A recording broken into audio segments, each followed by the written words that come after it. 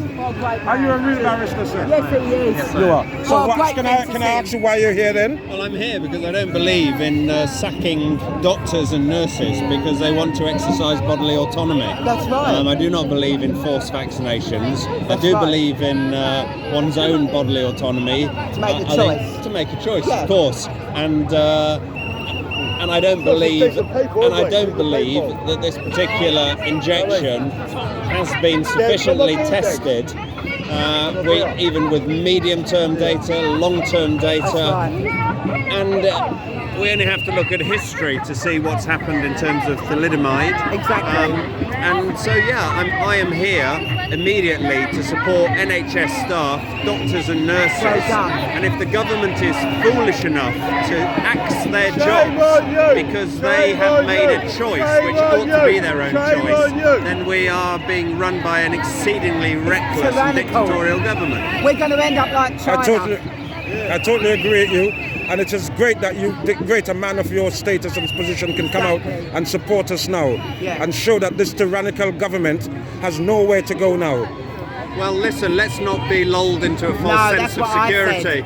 We might be in the eye of the storm and it might now be calm. One step forward. It might be a tactical withdrawal whilst troops are being amassed elsewhere. Yeah, exactly. Okay. The United Nations, there's 97 official countries, 195, 93 belong to United Nations. All of them tyrannical and have signed into this. I do firmly believe this is a worldwide collaboration,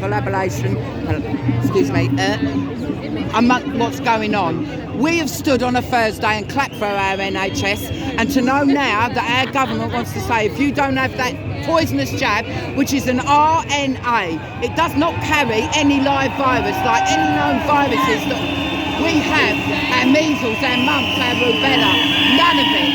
So at the end of the day, on the government's own page, it tells you a test trial until 2023. That's the government telling us. Yeah, all right. Well, one more question, sir, if I may. I've heard rumours that the International Court, Criminal Court in The Hague has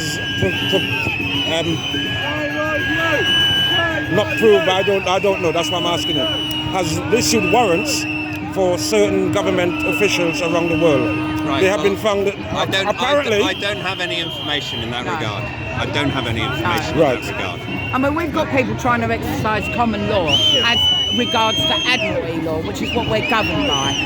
And obviously, that's a real hard, long road to go down right now on the common law. Yeah. But I do believe firmly, boots on the ground, it's very important that the numbers are seen. Whether or not we get put out on mainstream media, we know we don't, because the BBC is a propagandist tool and has always been a propagandist tool for the last 40 decades at least, of my knowledge. I've been 40 years coming up and down on different protests. I support many people, from veterans on humanitarian causes for our children, causes for our homeless, for our NHS that we've stood and clapped for, and now we're going to kick them up the backside and say, if you don't have that poison in your arm, you ain't got a job no more. Our red flag's not waving to people. It's unbelievable what's going on. I'm at a despair. I suffer high anxiety this last 2 years. You know, all of this has affected mental health. I've lost family members, one just recently, my youngest sister, to suicide. And I can assure you, while there's a breath in my body and I can still come boots on the ground, I'm going to do it. Because I believe, not just for me and my family, we are all in the collective, we're all in the right collective as well, that we know what is the truth, what is common sense truth to us all. And I just pray that people like yourself now will start stepping forward. Thank you. We've got doctors, we've got nurses, virologists, entomologists, doctors, nurses, people of law. We've got ex-veterans that are coming forward and all saying this is a mass psycho-ops that has been perpetrated to the world. I agree. I agree with more you. like you come forward, and thank you so much. Listen, the reason I've chosen to wear my wig and gown, ordinarily, obviously, I wouldn't unless I were in court. I understand. Is to demonstrate that we do come from all walks of life, but it's not just what they would like to portray as tinfoil hat fringe members. Exactly. We're all thinking people here, and we're all fighting together. Yeah. So, you know. I'm a law-abiding, nearly 61-year-old.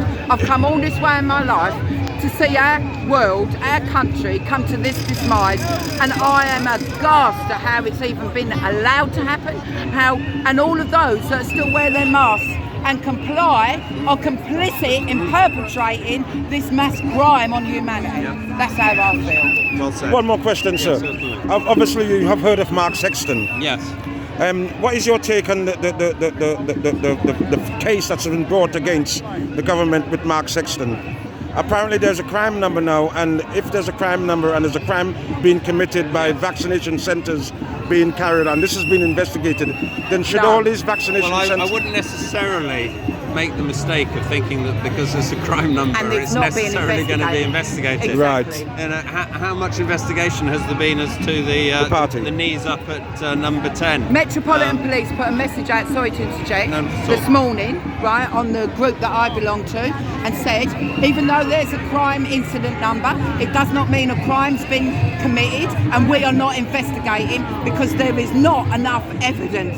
I mean... Well, yeah. Okay. But you only find evidence if you investigate. Exactly. So they're putting the cart before the horse. Exactly. And so, yeah. And the police are no longer doing the job that they are under oath. Every day they're under oath.